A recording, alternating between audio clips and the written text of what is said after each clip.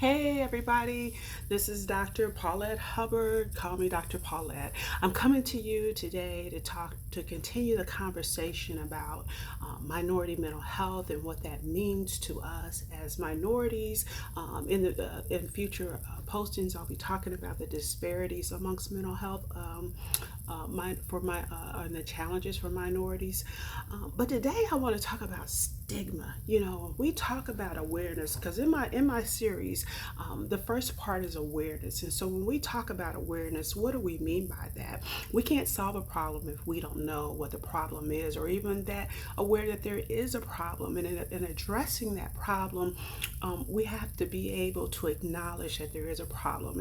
And so when we begin to talk about mental health challenges, we first have to address the stigma associated with those challenges, because those are the things that often prevent those individuals that need assistance from getting assistance. And so as I began to talk about and I think about the stigma of challenges, and when I have clients come into my office that have been struggling for years with a mental health challenge, but was resistant to seeking help because they were afraid of what somebody might say, what the family might say, and sometimes how I've said before, cultural practices and beliefs prevent and don't support. But I want to go a little bit further than that today when we talk about stigma, because there's always this let's not talk about it. You can't talk about that. Uncle Billy Bob in the basement, he living with Big Mama, grown man living with Big Mama. He lives in the basement and he spends most of his time down there in the dark, but we can't talk about that. Or Uncle Joey, that we all know he lived with Big Mama, and he can't the kids can't spend a night with Big Mama. In fact, don't even let Uncle Joey, you don't let Uncle Joey babysit, or the kids go around Uncle Joey, and especially they can't be alone with Uncle Joey, because you know what happens if Uncle Joey is alone with a kid, with one of the kids in the family. But we don't talk about it. We just keep our kids away from Uncle Joy. But oops, Uncle Joy got a hold of Karen, and some things happened between Uncle Joy and Karen that now everybody is telling baby Karen, don't talk about it. Come over here, little Karen. It's okay. You're going to be okay. We know Uncle Joey did these things or sometimes we don't even acknowledge Uncle Joey did the things to little Karen that he did. But it's okay, little Karen. Don't talk about it. Don't tell anybody. This is the family secret. And little Karen, come on, we're going to give you some ice cream and we're going to make you okay. And it's going to be okay because we're going to pray about it. But you can't talk about it to nobody.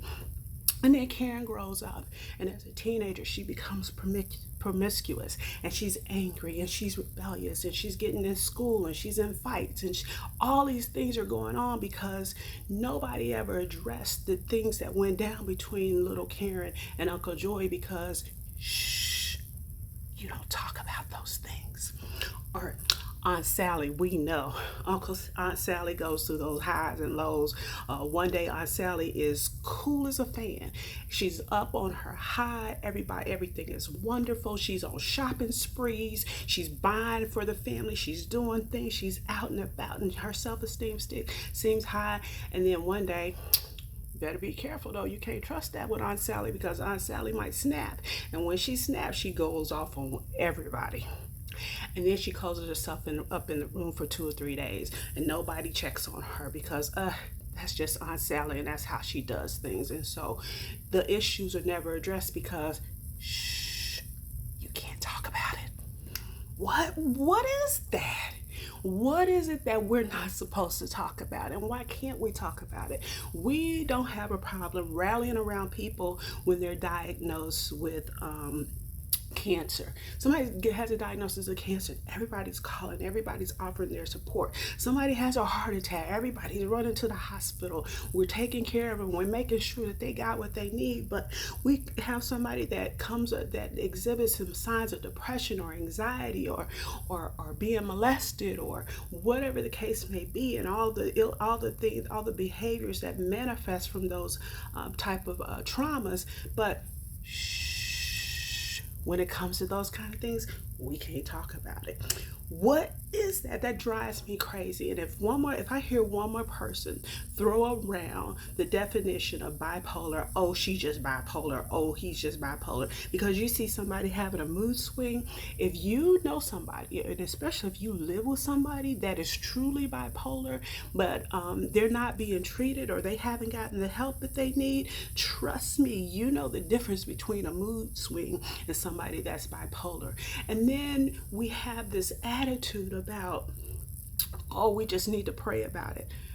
Please don't get me wrong. I believe in the power of prayer, but faith without works is dead. And so when prayer isn't enough, what do? When you trying to make sure that the person has all that they need and it's still not enough, and they're still exhibiting behaviors that are causing disruption and confusion and chaos within the family, what do? Those are the times that we need to seek services. And when we seek services, don't think it's going to be an overnight fix. The problem didn't start overnight. You're not going to fix it overnight. Making sure that you have someone that is competent, that understands your issues. And people, please, when you start to seek services, make sure you interview the therapist that you're going to see.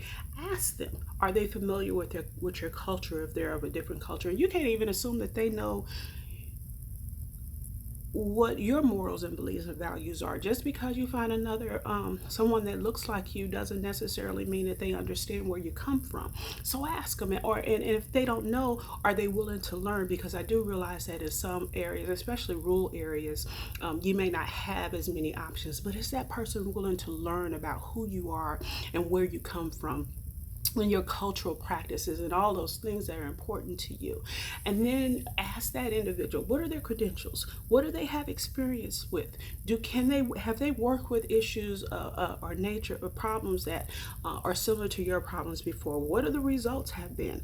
Ask those questions, and don't be afraid to shop around. You look for a doctor that you feel comfortable with. You look for dentists that you feel comfortable with. Why wouldn't you look around and make sure that you're comfortable with a therapist that you may seek out? Just because they hang a shingle outside their door does not mean that they're equipped to handle or help you with what your issues are. And if you start to see someone that you just don't feel like you're getting the services that you need or that you're making progress, have a conversation with them. But then find someone that really can address the needs in the way that you need to have your needs addressed. Y'all, we got to do better.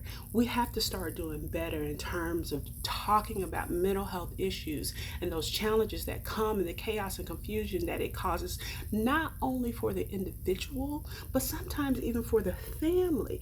How are those things impacting, those mental health challenges impacting that entire environment?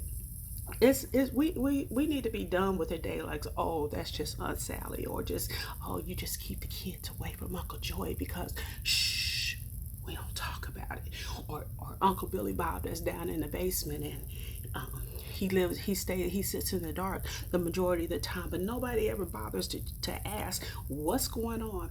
And instead of assuming, the other thing that bugs me to no end, instead of assuming and asking people what's wrong with them, we should be asking who happened to you. Not only who happened to you, but what happened to you.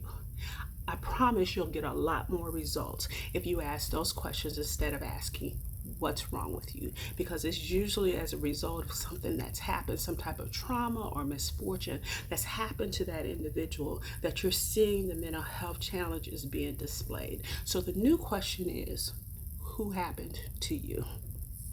Y'all, we got to do better. When we know better, we do better. Let's start doing better.